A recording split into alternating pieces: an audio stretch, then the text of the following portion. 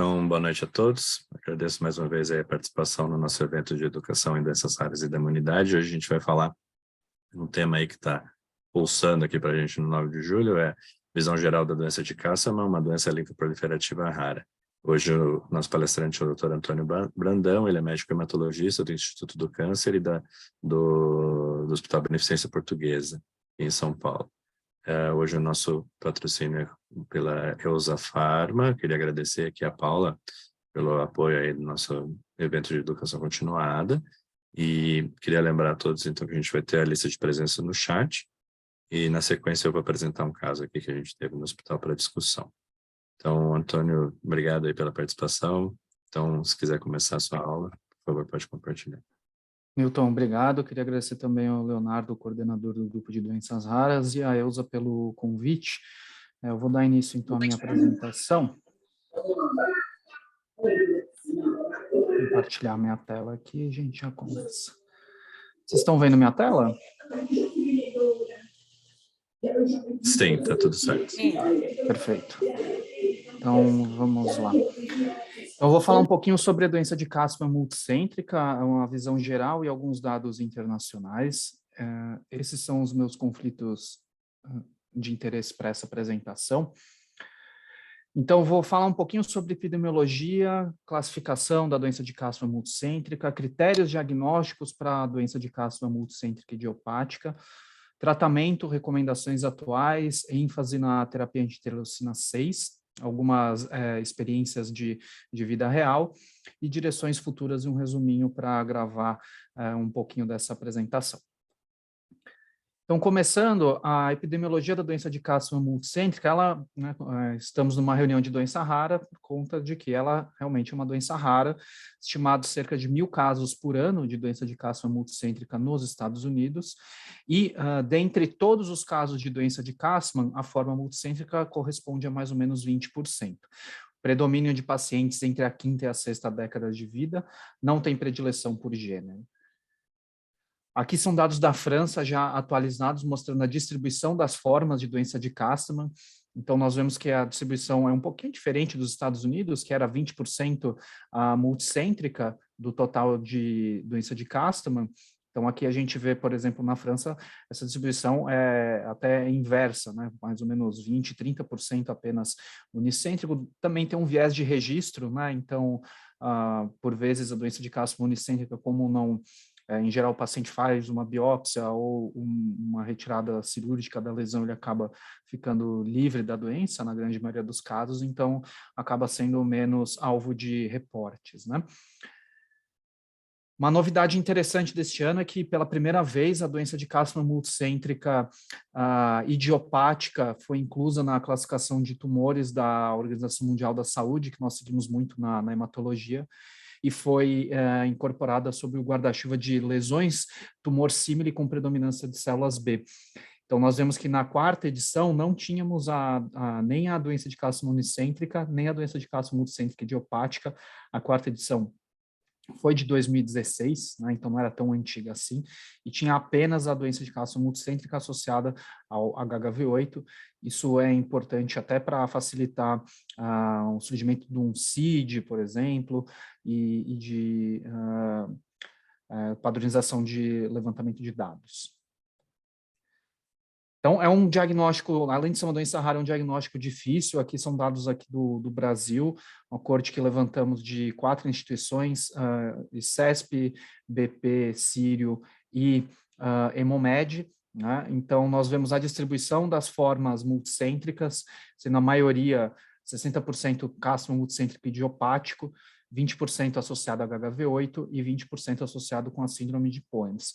E o dado mais importante desse levantamento, a meu ver, foi a mediana do tempo entre o início dos sintomas e o diagnóstico, que na nossa corte foi de 18,6 meses, e há pacientes que permaneceram quase 10 anos com sintomas até se chegar a um diagnóstico.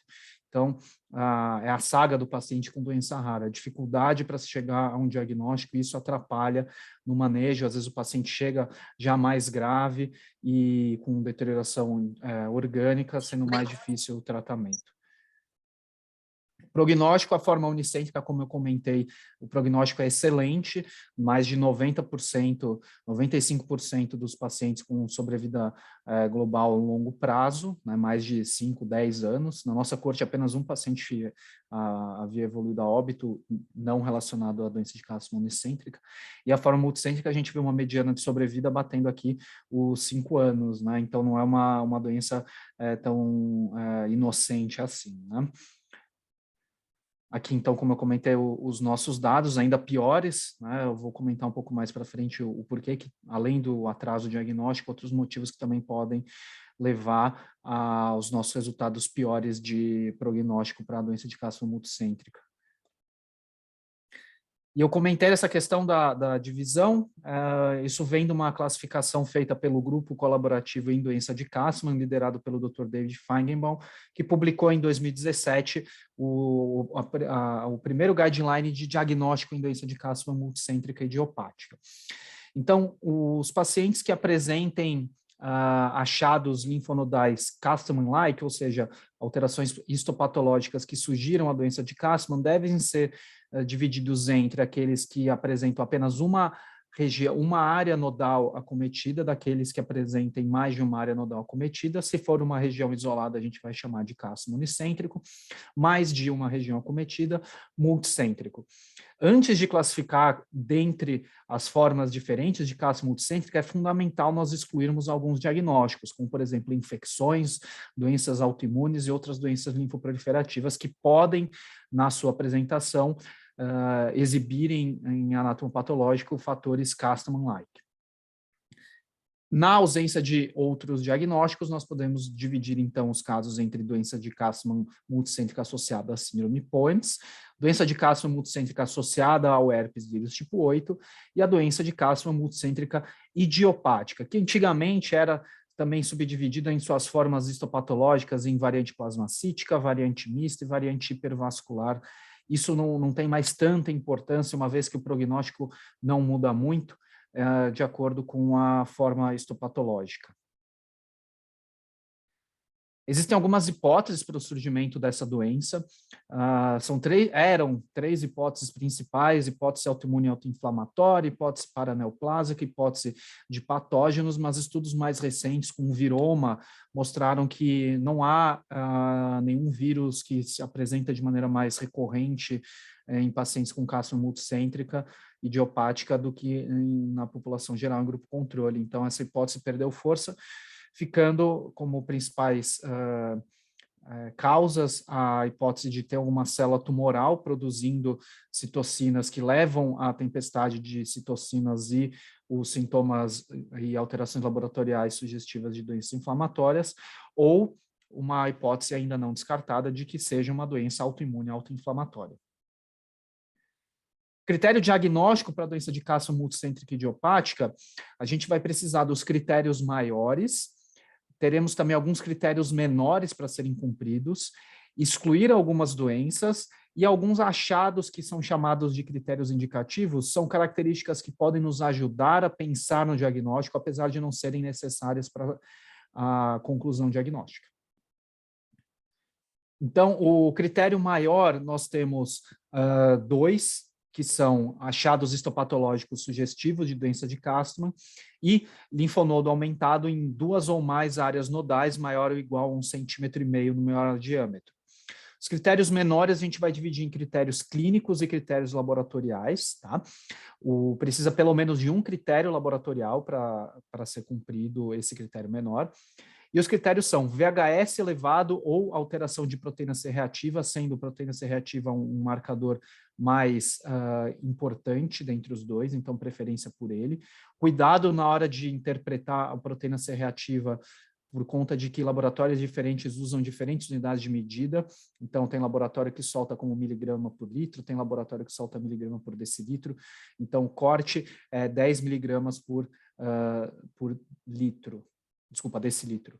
Anemia, HB baixa, plaquetopenia ou plaquetose, disfunção renal ou proteinúria, hipergama-globulinemia policlonal, hipoalbuminemia. Esses os critérios laboratoriais. Já nos critérios clínicos, sintomas de perda de peso, febre, sudorese noturna, os chamados sintomas constitucionais, hepato e ou esplenomegalia, derrames cavitários, lesões de pele como a hemangiomatose em cereja ou pápulas violáceas e pneumonite intersticial linfocítica. Como eu comentei, existem algumas doenças que devemos excluir. Então, o fundamental, a análise de herpes vírus tipo 8, de preferência na biópsia, para descartar que não seja um Castleman multicêntrico associado ao herpes vírus tipo 8. Outros vírus, como, por exemplo, Epstein-Barr, também podem mimetizar essa condição clínica. Doenças autoimunes, então, para reumato é muito importante isso, porque pode se apresentar, às vezes, como Castleman e ser um lúpus ou um paciente com artrite reumatoide. O diagnóstico diferencial entre Castleman e doenças autoimunes, às vezes, é muito difícil, né? E também descartar doenças neoplásicas como linfoma, mieloma múltiplo, a síndrome POEMS, que é uma causa de também doença de Castleman. Inclusive, um dos critérios menores para a síndrome POEMS é achados Castleman-like em linfonodos. Do ponto de vista de patologia, ou seja, um dos critérios maiores, a gente vai precisar observar 5 alterações que, de acordo com a variante histopatológica, vão ser mais ou menos proeminentes. Então, por exemplo, aqui a gente vê 2 extremos, uma forma hipervascular, outra forma plasmocitária. Na forma hipervascular, a gente vai ter um predomínio das alterações do tipo regressão dos centros germinativos e proeminência de células dendríticas foliculares. Na variante plasmática, a gente vai ter hiperplasia dos centros germinativos e plasmocitose. E ambas as variantes, e também a variante mista, vão ter um aumento de vascularização. Esse conceito é importante porque, às vezes, o patologista que está vendo a biópsia pode não ser tão familiarizado com a doença, ele pode, às vezes, descrever as alterações sem dizer que é Castleman, e aí a gente, lendo isso no laudo, pode levantar essa possibilidade de, puxa vida, será que é um Castleman e o patologista acabou não conseguindo correlacionar essas alterações com a doença, né? E para isso não acontecer, né, de não ter, às vezes, a correlação adequada, é muito importante que quando nós vamos pedir uma biópsia num paciente com suspeita de doença de Castleman, que a gente enfatize que essa é uma hipótese diagnóstica para o patologista também já ficar atento e procurar esses achados. Outra coisa fundamental, o patologista ele não dá diagnóstico de doença de Castleman, ele vai favorecer a hipótese, uma vez que isso é apenas um dos critérios maiores e um critério obrigatório. O diagnóstico final vai ser pelo médico clínico do paciente, que vai ter que aplicar todos aqueles critérios que eu mostrei há pouco. Uma forma mais grave da doença de Castleman multicêntrica idiopática é a chamada síndrome Tafro, que pode ocorrer na ausência do Castleman multicêntrico idiopático. E a síndrome Tafro é um acrônimo de trombocitopenia, plaqueta menor que 100.000, anasarca, febre, fibrose reticulínica da medula óssea e organomegalia. Ao menos 3 desses critérios devem estar presentes, junto de um dos 2 critérios menores, que são hiper ou normocellularidade de linhagem megacariostária na medula óssea e alteração de fosfatase alcalina sem alteração concomitante de transaminases, tá? Então, Tafro é um subtipo de doença de Castleman multicêntrica idiopática. E qual o tratamento atual? Quais são as recomendações vigentes? Então, em 2020, foi publicado o Guideline de Tratamento de Doença de Castleman, também conduzido pelo CDCN, e nos guidelines atuais, a gente vai dividir os pacientes entre pacientes com formas não graves e formas graves. No próximo slide eu vou mostrar quais são os critérios para classificar entre forma não grave e forma grave. Para os pacientes com formas menos graves, a gente tem 3 opções principais, que são ciltuximab, terapia anti-interleucina 6, com ou sem corticoides, tocilizumab, terapia anti-receptor de interleucina 6, com ou sem corticoide, e rituximab com ou sem corticoide. Aqui as cores são baseadas nos níveis de evidência. Então, no verde vão ser as recomendações grau 1, ou seja, estudos randomizados controlados. Grau 2A e grau 2B são mais recomendações mesmo de especialistas. Como é uma doença rara, tem muitos poucos estudos, né? A forma grave, o que muda vai ser a dose do corticoide, que o rituximab não é recomendado como primeira linha para as formas graves. E uma questão importante, até que o Dr. Newton vai abordar no caso, é a questão da importância das avaliações diárias, porque esses pacientes eles podem deteriorar rapidamente. Na ausência de uma resposta adequada para pacientes com formas graves, você pode até lançar mão de quimioterapia combinada, por exemplo, protocolos para linfoma ou protocolos agressivos para mieloma, para tentar tirar o paciente da tempestade de citocinas o mais rápido possível, tá? Outras opções de tratamento, principalmente segunda linha e além, são agentes imunomoduladores, né? E tem algumas outras terapias que estão ainda em estudo, que eu vou falar mais para frente. Então, como a gente vê, tanto para a forma não grave quanto para a forma grave, atualmente a primeira linha com mais evidência é o uso da terapia com cetuximab. Para pacientes com forma associada ao HHV8, então a gente pode só monitorizar se o paciente for assintomático. Se o paciente tiver sintomas leves, a gente pode usar o rituximab, com retratamento até a recaída, com muito cuidado aqui, se o paciente tiver sarcoma de Kaposi concomitante, que também é uma doença causada pelo herpes vírus tipo 8, tem um risco grande de ter um flare do Kaposi usando o rituximab isolado. E nas formas graves, a gente acaba usando a quimioterapia associada, seja Rituxi com doxorubicina lipossomal, rituximab com etoposide. Isso pro HHV8, tá? Voltando, então, para a cássima multicêntrica idiopática, aquela questão de dividir entre forma grave e forma não grave. Então, são 5 questões que a gente vai avaliar no paciente para definir se ele tem uma forma mais grave de cássima multicêntrica idiopática, que são status performance, forma grave maior ou igual a 2, taxa de filtração glomerular, forma grave menor do que 30, de clearance, sobrecarga volêmica, se o paciente tiver anasarca, ascite ou derrames cavitários, também será considerado uma forma grave, anemia com HB menor ou igual a 8 e acometimento pulmonar. A forma leve seria um paciente oligossintomático, ECOG 0 a 1, né, score de performance status, clearance de creatina normal, sem nenhuma sobrecarga volêmica, anemia leve, sem acometimento pulmonar. O que não cumpre achados nem de forma leve nem de forma grave vai acabar ficando como forma intermediária, mas na prática não vai ter tanta diferença do manejo entre a forma intermediária e a forma leve, né? Falando, então, do estudo do cetuximab, então, a gente tinha 79 pacientes com cássio multicêntrico idiopático sintomático.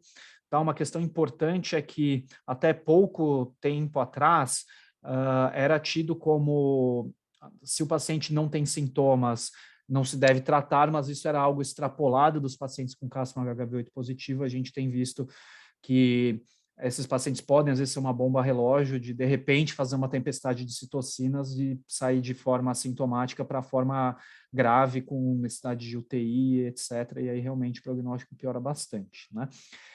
Importante dizer que no estudo do cetuximab foram excluídos pacientes com HIV e com HHV8, tá? A questão do HHV8 é por conta de que, né, no cássio associado ao HHV8, as manifestações clínico-laboratoriais são decorrentes principalmente da interleucina 6 viral, para a qual não há ligação com o cetuximab. E esse medicamento era utilizado na dose de 11 miligramas por quilo a cada 3 semanas, e o grupo foi comparado com placebo, uma vez que não havia nenhum outro tratamento padronizado até então. Esse estudo foi publicado inicialmente em 2014. Medicação mantida até progressão ou toxicidade inaceitável, alguns critérios hematimétricos importantes antes de cada dose, como contagem de neutrófilos e plaquetas acima de 1.000 e 50.000, respectivamente, aceitáveis atrasos de terapia a cada 3 semanas, redução de dose não permitida, reavaliação por imagens a cada 9 semanas, ou seja, a cada 3 aplicações por 6 meses, preferencialmente PET scan, mas na época era um pouco mais difícil o acesso, então, por estudo, inicialmente foi colocado como tomografia, e não se deve avaliar o nível de interleucina 6 enquanto o paciente estiver em uso de cetuximab, por conta de que a droga acaba gerando uma alteração dos níveis de interleucina 6, dificultando a interpretação desse resultado. Nesse estudo, a resposta durável de 18 semanas ou mais foi de 34% no grupo cetuximab versus 0% no grupo placebo. É difícil de a gente ver um estudo em que o grupo placebo acaba tendo 0 de taxa de resposta, então as respostas realmente atribuíveis à medicação analisada. Resposta tumoral 38% versus 4%, e a resposta sintomática durável, que é um desfecho importante para esses pacientes, considerando a perda de qualidade de vida pela doença ativa, foi de 57% versus 19%. Tá? Eventos colaterais graves, 23% versus 19%, 6% apenas tidos como relacionados ao cetuximab, então uma droga extremamente segura. E para pacientes que atingiram resposta parcial, resposta completa por mais do que 6 meses, era aceitável espaçar as doses para uma vez a cada 6 semanas, em detrimento do espaçamento de uma vez a cada 3 semanas. Os critérios de resposta para pacientes com caso multicêntrico idiopático são um pouquinho diferentes. A gente vai avaliar não só a questão de redução de linfonodos, mas também melhora de sintomas e melhora de parâmetros laboratoriais, como proteína C reativa, hemoglobina, albumina e taxa de filtração glomerular. E dos sintomas, a gente vai pesquisar febre, anorexia, fadiga e perda de peso. Análises que foram publicadas posteriormente desse estudo mostraram que pacientes mais inflamados, por assim dizer, ou seja, PCR mais alto, fibrinogênio mais alto, IgG mais alto, hemoglobina mais baixa, aparentemente se comportaram melhor, responderam melhor. E que achados histopatológicos, então aquela questão que eu comentei de variante plasmostária ou variante hipervascular, não devem guiar as decisões de tratamento. A análise de extensão, então, eram 73 pacientes, a análise de extensão 60, 19 do fase 1 e 41 do fase 2, mostrou que 62% dos pacientes conseguiram permanecer no tratamento por 5 anos ou mais, e 70% dos que permaneceram em tratamento atingiram um controle durável de doença. 43% dos pacientes tiveram que 27% dos pacientes tiveram ao menos um atraso de dose, sendo que 43% desses atrasos de dose foram decorrentes de eventos adversos.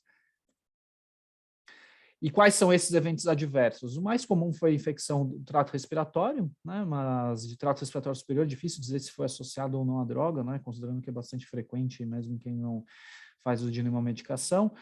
Astenia, 52%, que também pode ser da doença. Agora, a hipertrigliceridemia realmente é algo que deve ficar mais atento, porque é algo mais específico da doença, 10% grau 2. Hipertensão, grau 3 ou mais, em 13%. Infecções, 13%. Neutropenia, grau 3 ou mais, 7%. Artralgia, em 33%. Racha, em 35%. Náusea, grau 3, ou seja, mais significativa, 7%. E diarreia, em 38%. Então, a gente vê que efeitos colaterais mais graves foram pouco frequentes. E a análise de pós-hoc, aqui é interessante, foi publicada neste ano, a sequência de parâmetros melhorando. Então, o paciente começa por uma melhora de plaquetose, depois uma melhora de sintomas, seguido de melhora de proteína C reativa, melhora de albumina, melhora de HB. Uma das últimas coisas a reduzir a massa tumoral, massa inflamatória, com uma mediana para melhora de 4,1 meses, então vai ser depois até da primeira avaliação por imagens, e a mediana de tempo para atingir uma resposta sintomática durável foi de 6,9 meses. Sobrevida livre de progressão em 2 anos de 91% no grupo cetuximab versus 37% no grupo placebo, com P significativo. E a sobrevida global em 2 anos, 93% versus 77%, também com P. Aqui, na verdade, não foi significativo, mas também uma diferença que chama atenção em sobrevida global, né? Aqui a gente vê, então, a sobrevida livre de progressão por braço do estudo, a curva azul é o placebo, a curva vermelha o cetuximab, então a gente vê que as curvas se separam logo aqui no comecinho, né? Então, mostrando realmente que, do ponto de sobrevida livre de progressão, principalmente, é bem superior ao placebo, né? Outras opções de tratamento são o tocilizumab, que os reumatologistas têm bastante experiência. Então, é uma droga antirreceptor de interleucina 6. O problema é que, para a doença de Castro, a evidência é muito escassa. É uma droga mais usada em locais em que o cetuximab não é aprovado, por exemplo, no Japão. Uma dose de 8 miligramas por quilo a cada 2 semanas. O estudo que baliza isso é um estudo de braço único, que incluiu pacientes com PCR de ao menos 20 miligramas por litro. N de 28, a maioria com acometimento pulmonar, Na época não se tinha critério de resposta uniforme, então era apenas descrito como a redução de linfonodo de 43% e normalização de proteína C reativa de 64%. Uma outra crítica a esse estudo é que os sintomas não foram avaliados, mas é uma opção nos locais em que não se tem acesso ao ciltuximab. Já o rituximab, para cápsula multicêntrica idiopático, as evidências são também bem escassas. Então, os estudos foram principalmente nos pacientes com HIV e os pacientes com HIV e herpes vírus tipo 8. Como segunda linha após quimioterapia isolada, o rituximab com uma sobrevida, uma taxa de remissão de 71% depois de 1 ano e um risco de progressão para sarcoma de Kaposi quando usado isoladamente. Como primeira linha, pode ser usado em associação à doxorubicina com uma sobrevida livre de eventos em 3 anos de 69%. Reforçar aqui que esses estudos foram para HHV8. Outra opção de tratamento é o protocolo TCP, que é um protocolo chinês, foi um fase 2 com 25 pacientes, não usou placebo. Os autores à época argumentam que não usaram placebo, considerando que no estudo do ciltuximab, o grupo placebo teve 0% de resposta, então qualquer resposta observada na visão desses autores era atribuível ao tratamento empregado. O protocolo envolve o uso de talidomida, ciclofosfamida e prednisona, talidomida 100 mg via oral uma vez ao dia por 2 anos, ciclofosfamida 300 mg metro quadrado semanal por 1 ano e prednisona 1 mg por quilo, 2 vezes por semana, a cada 4 semanas por 1 ano. 48% de resposta durável e sobrevida livre de progressão de 1 ano de 60%. É uma opção quando não se tem acesso algum ao ciltuximab, porém um problema bem relevante é que é uma droga que é não padrão para essa condição clínica. No SUS, que é o local que fornece a talidomida no Brasil, para doenças hematológicas, por exemplo, a única indicação é para mieloma múltiplo. Então, tem vários pacientes que mesmo a gente prescrevendo, eles não conseguem retirar, mesmo com documentação adequada, justamente por fugir de protocolo, mas na ausência de outras opções, a gente acaba lançando mão, e no guideline da CDCN entra como terapia de segunda linha, né? E experiências de vida real, a gente vê que mesmo nessa base de dados bem grande do CDCN, publicado agora em 2022, a grande maioria não recebe a terapia recomendada em primeira linha. Então, a gente vê que em primeira linha, apenas 2% dos pacientes recebem a terapia recomendada com cetuximab, 0,8% com tocilizumab. 53% recebem corticoides isoladamente como primeira linha e 33% não recebem nenhum tratamento. Mesmo na segunda linha, a gente vê que apenas 4,7% dos pacientes fizeram uso de cetuximab, e todos eles derivados de pacientes que haviam feito uso de corticoide, né? E, como terceira linha, a gente vê também pacientes que usaram, por exemplo, corticoide em segunda linha, depois de usar imunomoduladores, né? A gente vê que uma droga que é recomendada como tratamento de escolha ainda é pouco utilizada, né? E de terapias futuras, então, existem alguns estudos em andamento com sirolimus, o sirolimus sendo uma opção depois de uma exposição à antiteleucina 6. Esse estudo está em andamento, mas nos Estados Unidos, então o paciente tem que estar lá, né? Para nós aqui no Brasil é complicado de incluir.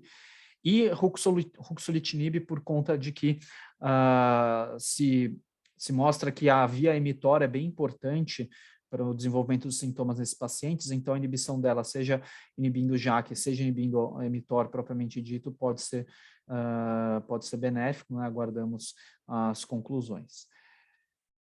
Então, outra coisa também, a questão que a gente vê que os pacientes com cálcio multicêntrico idiopático aparentemente têm uma maior ativação de STAT3, né? Mostrando essa questão da importância do bloqueio da via do JAK-STAT, né? E para finalizar, então, reforçar que doença de cálcio multicêntrico idiopática é um diagnóstico bastante desafiador. Tem critério diagnóstico disponível desde 2017, mas como é uma doença muito rara e é um critério bem extenso, a gente acaba precisando consultar, e quem não tem muita familiaridade, muita vivência de ver os casos, acaba não lembrando dessa hipótese.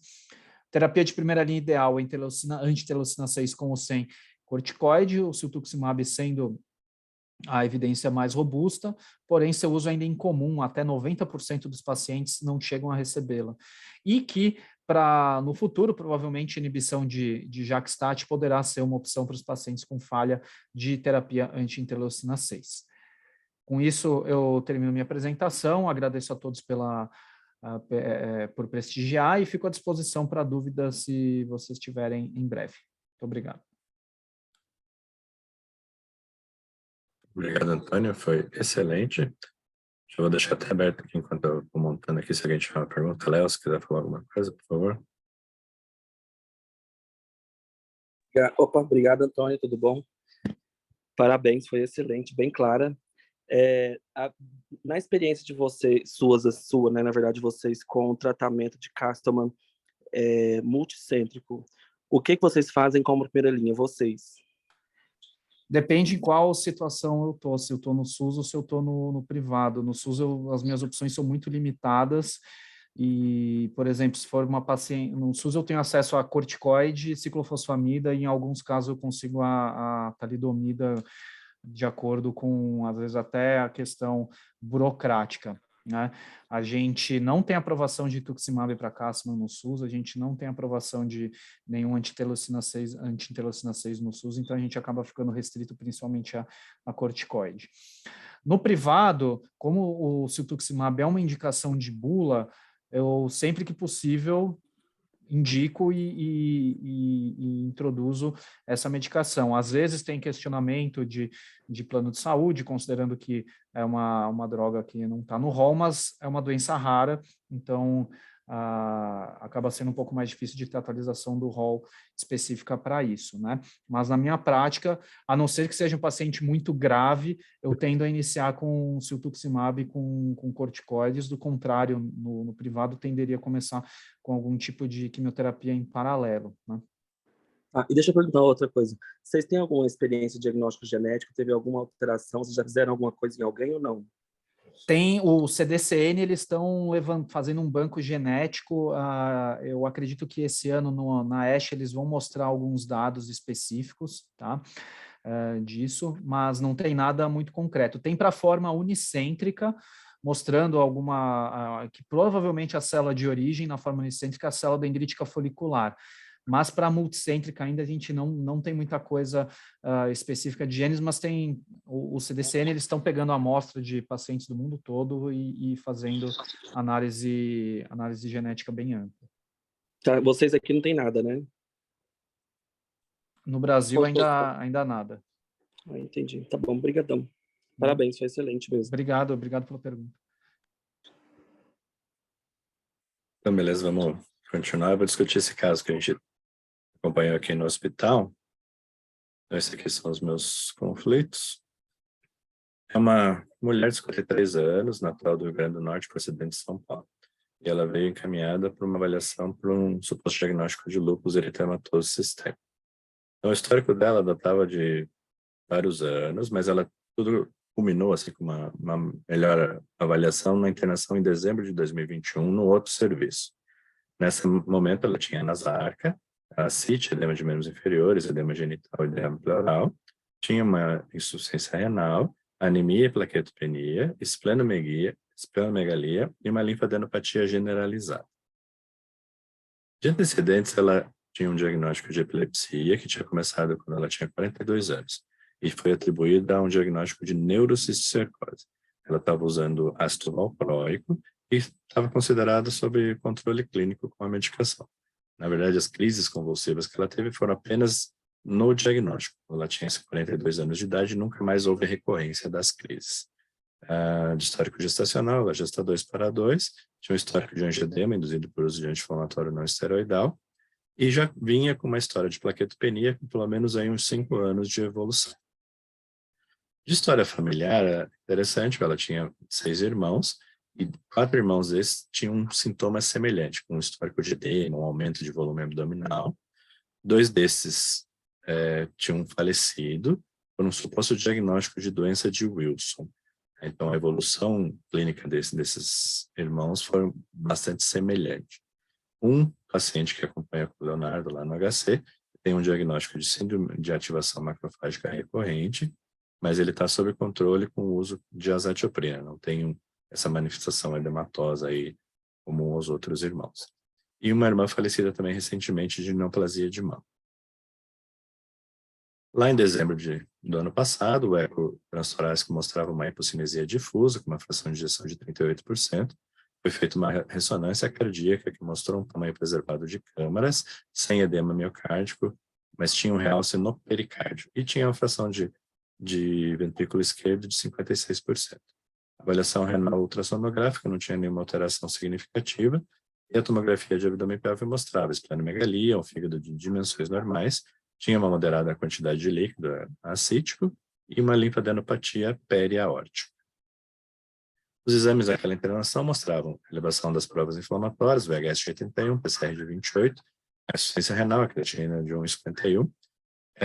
Foi investigado novamente para Wilson, mostrando aí uma ceruloplasmina de 40, níveis normais de complemento, uma leucocitose com plaquetopenia de 95.000, as imunoglobulinas dentro aí do padrão próximo da normalidade, o FA nessa época não reagente. A beta-2 elevada, 4,17, foram feitas sorologias virais que vieram negativas e ela tinha um pico monoclonal na eletroforese de proteínas. Na continuidade aí na investigação, nesse outro serviço, foi feita uma biópsia de medula óssea do linfonodo axilar. A medula veio com um laudo aí de sendo levemente hipercelular, as custas de série granulocítica, tinha alguns agregados linfóides e poucos plasmócitos.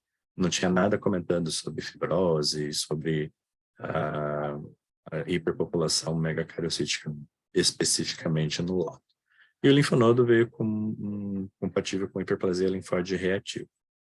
Não tinha nenhuma evidência aí de doença neoplásica, então ela melhorou com as medidas instituídas, que incluíram corticoide, e ela conseguiu receber ela. Só que em fevereiro, 2 meses depois, ela foi internada novamente por uma reativação, uma reagudização do. Na investigação, foi feita uma biópsia de gordura periumbilical, a investigação de amiloidose, que veio negativa. A função renal nessa época tinha uma creatinina aí dentro da normalidade, o PCR que não estava tão elevado. O FA, esse aqui já dentro do nosso hospital, veio um FA pontilhado fino 1/160 e tinha uma discreta redução do C3, mas com C4 normal, a ANCA não reagente, o CUMBS direto negativo, os demais autoanticorpos relacionados aí a lúpus vieram negativos. A imunofixação sérica, por conta daquele pico monoclonal, mostrou a banda monoclonal lambda, sem correspondência com cadeias pesadas. Na imunofixação urinária não tinha nenhuma banda monoclonal. Novamente, investigação de cobre e ceruloplasmina dentro da normalidade, descartando aí a possibilidade de doença de Wilson. Tinha uma proteinúria de 0,7 gramas e uma urina 1 com hematúria sem dismorfismo. E aqui, vocês vejam que a plaqueta, nessa fase, 147.000.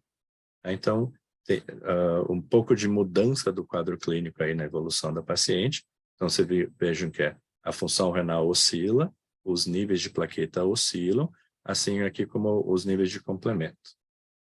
Foi feita uma imunofenotipagem para tentar ver se tinha algum perfil aí de anomalia hematológica, mas não tem nenhuma população celular de imunofenotipo anômalo nessa amostra. E daí o que é interessante aqui desse caso é assim, a avaliação inicial foi uma suspeita de lúpus. Tá? Então, eu trouxe aqui os critérios para a classificação de lúpus, e eles sempre incluem aí a presença do FA, né? Então, a gente está vendo aqui o FA como critério inicial, né? Então, para você continuar nessa avaliação, para considerar um paciente como sendo portador de lúpus, eu preciso ter o CIFA. Lembre que a primeira vez o FA era negativo e na segunda vez o FA veio positivo. A gente tem que lembrar que o FAN é operador dependente também, é um exame que é feito com imunofluorescência, então depende da técnica que foi realizada e da experiência do leitor também na hora de soltar o laudo. Mas considerando aqui o FA positivo, vamos ver se ela preenchia critérios realmente para você pensar em lúpus. Ela tinha uma trombocitopenia menor que 100.000 no exame lá de dezembro, aquele exame da internação de fevereiro estava dentro da normalidade, mas você pode considerar o histórico pregresso do paciente também. Ela tinha derrame pleural, né, e ascite, então, mas aqui entraria como uma serosite na pontuação, e ela tinha uma proteinúria de 700 miligramas, então já entraria na pontuação de um possível acometimento renal. Então, lembra que também na avaliação aqui do hospital, o C3 estava discretamente reduzido. E eu posso ter aqui na pontuação C3 ou C4 com redução. Então, na pontuação dela era 17, e se classificaria o paciente como sendo portador de lúpus se ela tivesse uma pontuação acima de 10. O problema é que isso aqui é um critério classificatório, não é um critério diagnóstico. A gente usa isso aqui para quando eu quero comparar pacientes que tenham a mesma coisa. Então, é perigoso eu usar critérios classificatórios para basear, para guiar o diagnóstico de um paciente. A evolução da paciente, com todo esse tempo aí de inflama, desinflama, inflama, desinflama, sem ter um tratamento específico imunossupressor ou imunomodulador, fora o corticoide, ela ativava e desativava independente da dose do corticoide que ela estava. Então, isso joga um pouco contra assim, a evolução do lúpus, como a gente está acostumado a ver. Mas precisava aprofundar essa investigação. E a gente podia até questionar se aquela história de confusão, de convulsão, poderia fazer parte ou não do diagnóstico dessa paciente. Mas então, por conta dessa soma aí de questões que poderiam se configurar como um diagnóstico de lúpus, ela veio encaminhada para avaliação reumatológica. Mas a história e a apresentação do paciente, eu troquei, eu achei que não era lúpus, eu achei que tinha que investigar melhor para a gente poder esclarecer e dar o tratamento adequado para o paciente. E ela foi reinternada para a investigação. Nessa internação, a gente biopsiou o rim e não veio nenhum elemento de depósito de imunofluorescência nos glomérulos e mostrava aí uma nefrite intersticial aguda focal e algumas lesões tubulares compatíveis aí com lesão tubular aguda. Então, isso aqui jogava contra um diagnóstico de lúpus com acometimento renal. E foi solicitado um PET. Como ela tinha história aí de linfonodomegalia, tinha esplenomegalia, a gente queria descartar também um possível linfoma, mesmo que fosse um linfoma indolente, por trás aí do quadro. E aqui eu estou trazendo as imagens do PET para vocês verem. Então, aqui a gente vê a captação, que era um SUV aí que variava entre 5 e 8, em diversas cadeias. Então, aqui mostrando aqui cadeia cervical, as cadeias aqui supraclaviculares e as cadeias axilares. Então, esse aqui, linfonodo, que eu estou mostrando aqui embaixo, era o linfonodo que tinha maior captação e era o linfonodo de maior acesso. Aqui mostrando também os linfonodos mediastinais com captação importante aí no PET-CT. E aqui mostrando a esplenomegalia homogênea, também com uma captação importante. E aqui, lá no abdômen, mostrando também captação daqueles linfonodos paraórticos que eu comentei anteriormente. Então, o laudo do PET veio com essas linfonodomegalias hipermetabólicas, esplenomegalia hipermetabólica, e sugeriu que fosse feita a biópsia axilar esquerda.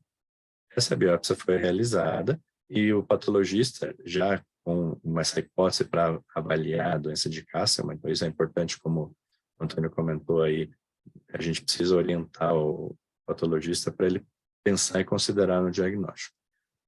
Então, ele mostrou aí que os linfonodos tinham folículos de dimensões diminuídas e centros germinativos involuídos, e já chamava atenção para aquelas características Castleman-like que o Antônio comentou. Na avaliação complementar aqui da imunohistoquímica, mostrou que o herpes tipo 8 era negativo. Tá? Então, dentro do contexto clínico, patológico e laboratorial, era um quadro sugestivo de doença de Castleman multicêntrica, e aqui mostrando uma característica aqui de padrão histopatológico misto, que é o hipervascular e plasmocitário. Diante disto, a gente fez a consideração diagnóstica para a doença de Castleman multicêntrica idiopática, mas aquela variante TAFA. Vocês vejam que ela tinha um derrame cavitário importante, trombocitopenia, insuficiência renal, esplenomegalia, só não tinha a fibrose aí da medula óssea como preenchendo os critérios, mas que não é necessário ter todos os critérios para fazer o diagnóstico. A investigação, além da daquele herpes-8 negativo na biópsia, foi feito um PCR do sangue periférico e veio negativo também. A dosagem da interleucina 6 veio alta, não é um valor escandalosamente alto, mas é bem acima aí do valor de referência. E foi feita a dosagem também do fator de crescimento endotelial vascular, o VEGF-A, que veio também muito alto. Vejam que aqui é o limite de referência aqui para esse paciente, perto aqui de 42, veio 1.900. Então, o tratamento de opção foi feito uma pulsoterapia com corticoide, 1 grama por dia por 3 dias. É uma paciente muito sintomática, inflamada, e aquele derrame cavitário era uma coisa que atrapalhava a respiração, atrapalhava a locomoção da paciente. E ela foi mantida uma dose mais baixa, 10 miligramas por dia, e foi feita a solicitação do cetuximab na dose de 11 miligramas por quilo. Por conta aí de questão de convênio, acesso, as questões administrativas, houve uma demora aí de cerca, a partir do diagnóstico, de cerca aí de uns 1 mês e meio, 2 meses, até conseguir receber a medicação. E isso, ela foi piorando clinicamente aí, enquanto aguardava o início. Então, só a terapia com corticoide era insuficiente para controlar os sintomas dela. E ela acabou, assim, mesmo tendo uma evolução ruim, ela conseguiu receber a primeira dose de cetuximab ambulatorialmente, mas logo uma semana depois ela começou a ter hipotensão, uma má disposição periférica, e foi para o pronto-socorro e foi identificado que as plaquetas tinham caído mais, estava em 20 mil, uma insuficiência renal, mas na verdade mais preocupante era a hipercalemia, uma piora da CIT e do derrame pleural. E ela acabou internada, como ela não estava urinando direito e não estava respondendo às medidas para hipercalemia, foi optado por iniciar a terapia dialítica por conta da hipercalemia refratária.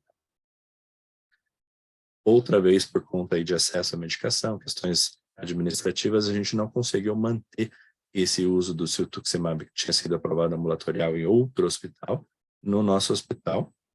Uma paciente que tinha 2 convênios, então a questão de um convênio estava usando para ser atendida no nosso hospital, mas era o outro convênio que era o responsável pelo fornecimento da medicação, então não conseguia tirar o remédio de um lugar para o outro.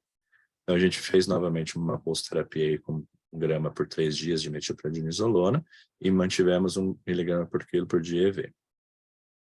E a questão de status do paciente, o paciente estava bem grave na UTI, dialisando, a gente achou por bem começar a sirolimus, apesar de não ser uma medicação aprovada e ainda ter muitos estudos em andamento, era o que a gente tinha de menos tóxico para o paciente, que ela pudesse mostrar aí uma possibilidade de resposta. Então, ela começou a sirolimus 3 miligramas por dia e, impressionantemente, assim, ela controlou a inflamação rapidamente.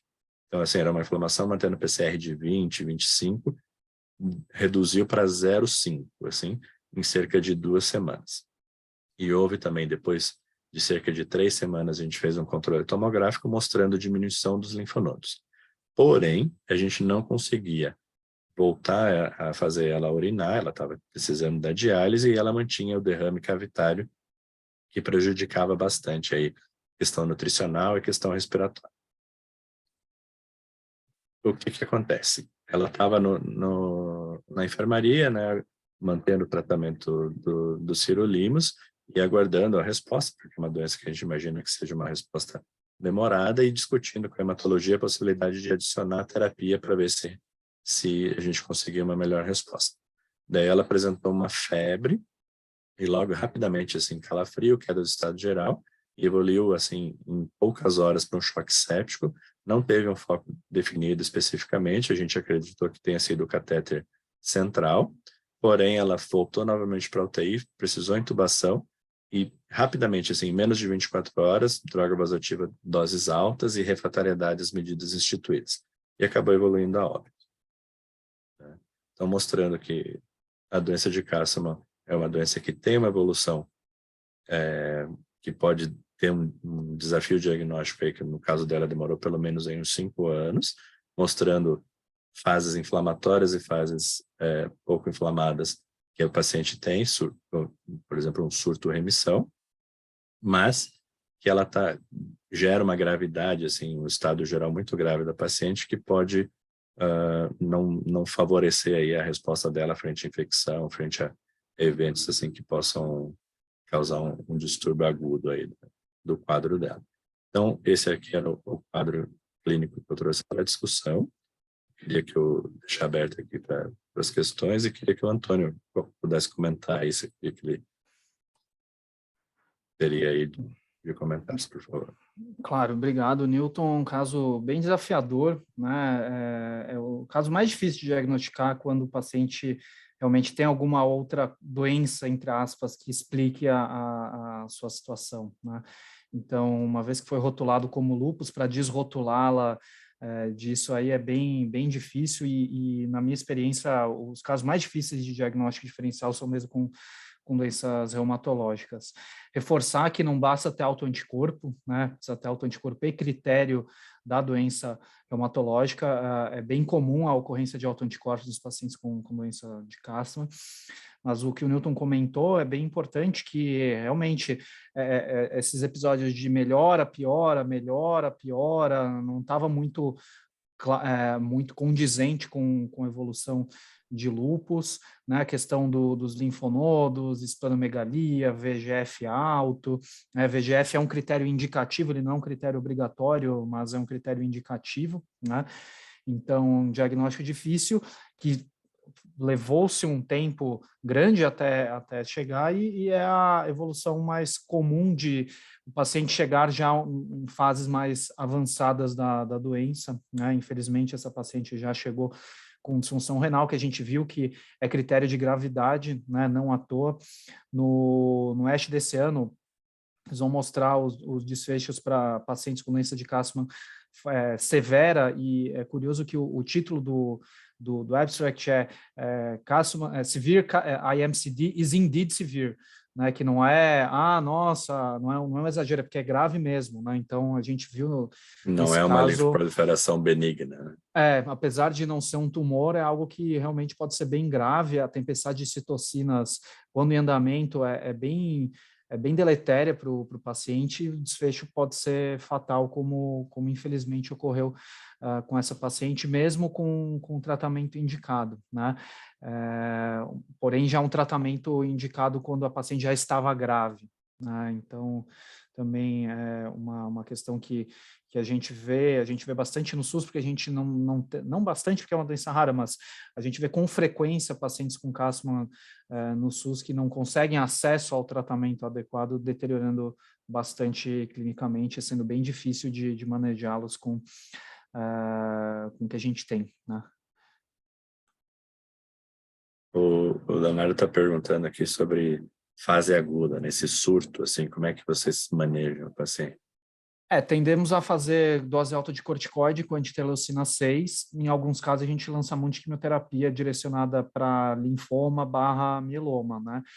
A gente faz protocolo R-CHOP, como se fosse para linfoma agressivo, ou esse particularmente eu nunca usei, mas tem descrições de pacientes com cálcio multicêntrico idiopático de forma grave que usaram VDT-PASSE, que é um protocolo bem agressivo para mieloma.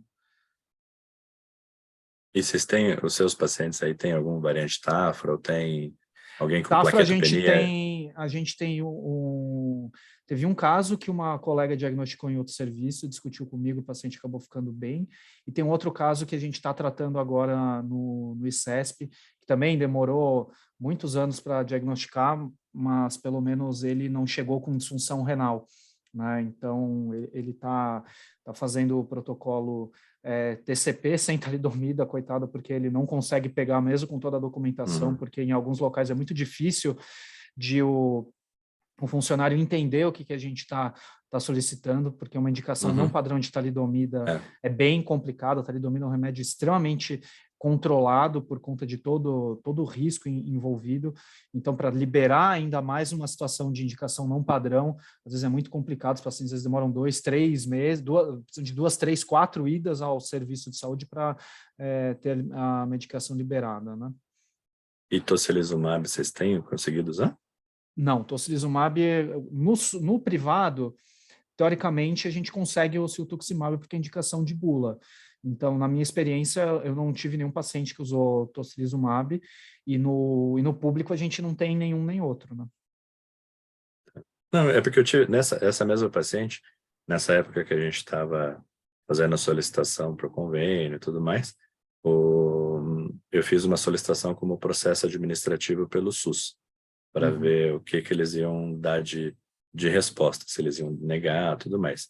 Curiosamente, a resposta deles foi que eles não iriam fornecer o Cetuximab, porque no SUS eles disponibilizavam tocilizumab e rituximab como alternativas para o tratamento da doença. Infelizmente não é a realidade. Pois é isso que eu ia falar, porque isso aí é quando você está no hospital de referência, mas parece que as coisas não se conversam, o pessoal não se conversa, né? Eu recebo um negócio da Secretaria de Saúde de São Paulo com essa orientação e o hospital de referência não tem autorização para usar a medicação. Exatamente. Isso que eu acho estranho. Com razão, totalmente. Por exemplo, o rituximab no ICESP, ele só está liberado para uso amplo em pacientes com difuso de grandes células B e com linfoma folicular. Só.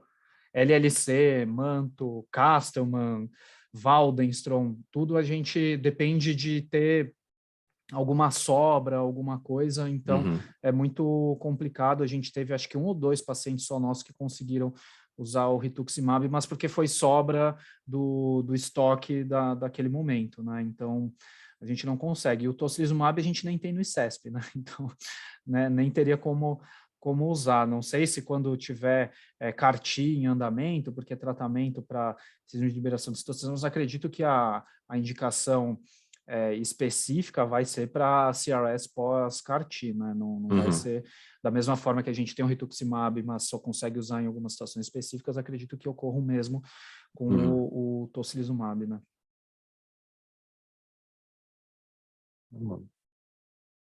Mas perfeito. Então, só lembrar da lista de presença, quem ainda não assinou, e agradecer a participação do Antônio, foi excelente a discussão, obrigado aí pelos comentários, pela excelente aula. Queria agradecer a EUSA Pharma pelo apoio, estou vendo aqui a Paula, a Mônica também, então, obrigado pela parceria, e boa noite a todos aí, espero que possam participar das nossas próximas reuniões. Eu que agradeço você, Dr. Newton, Dr. Antônio. Obrigada. Tchau, Obrigada gente. mesmo. Boa noite a todos. Obrigada pela presença. Obrigado. Boa noite. Obrigado a todos. Boa noite.